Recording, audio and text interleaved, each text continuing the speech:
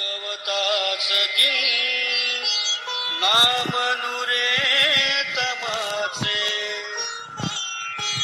जारी लाल रवी बिंब साचे वायुवरी स्वार कलरव खगांचे पडती शब्द कानी चिंतनाचे.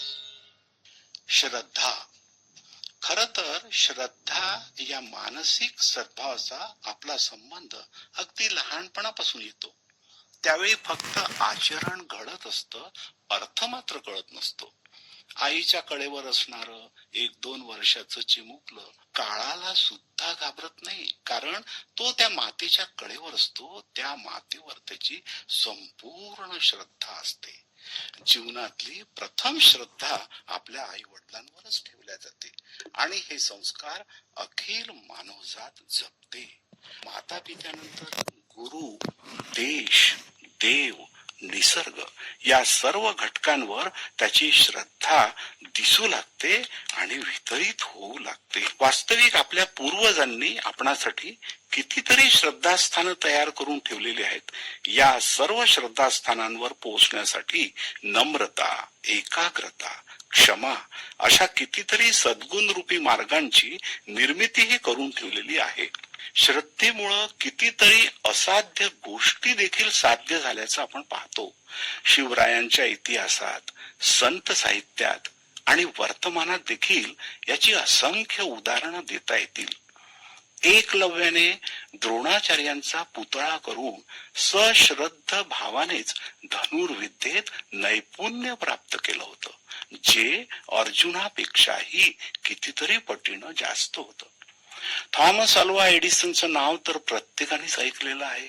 त्यांनी आपल्या मातेवर श्रद्धा ठेवल्यानंच विजेच्या दिव्यांचा शोध लागला आणि विश्व प्रकाशमय झालं.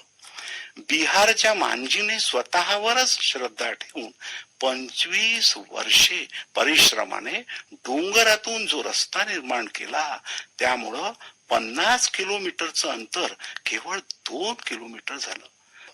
श्रद्धा ही मानवाची एक असीमित अशी शक्ती आहे. सामाजिक भान ठेवून समाजाच्या प्रगतीस किंवा उत्थानास कारणीभूत ठरत असणारी प्रेरणा म्हणजे श्रद्धा. या उलट स्वार्थानं लिप्त असून सामाजिक पतनास कारणीभूत ठरणारी प्रेरणा म्हणजे अंधश्रद्धा.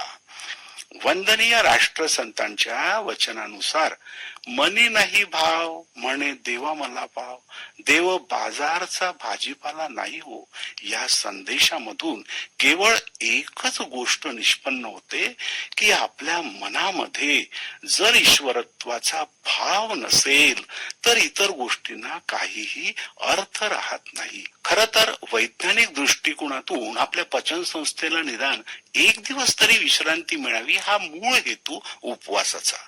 परंतु ढोंगे लोकांनी त्यांचा संबंध थेट कर्मकांडाशी जोडलेला आहे. अशाच प्रकारे अंगात येणं, देवतेस नवच बोलणं या सर्व प्रकारातून अंधश्रद्धाच आकारच देते. म्हणूनच स्वतःच्या सत्कर्मावर, परिश्रमावर श्रद्धा ठेवून आचरण केल्यास आपोआप श्रद्धेची जोपासना होते. हा निर्णय मात्र विवेकाने प्रत्येकाने घ्यावयाच हवा.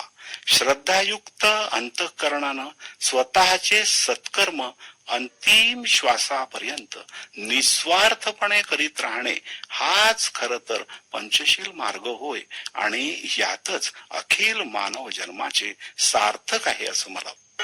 पडती शब्द कानी चिंतनाचे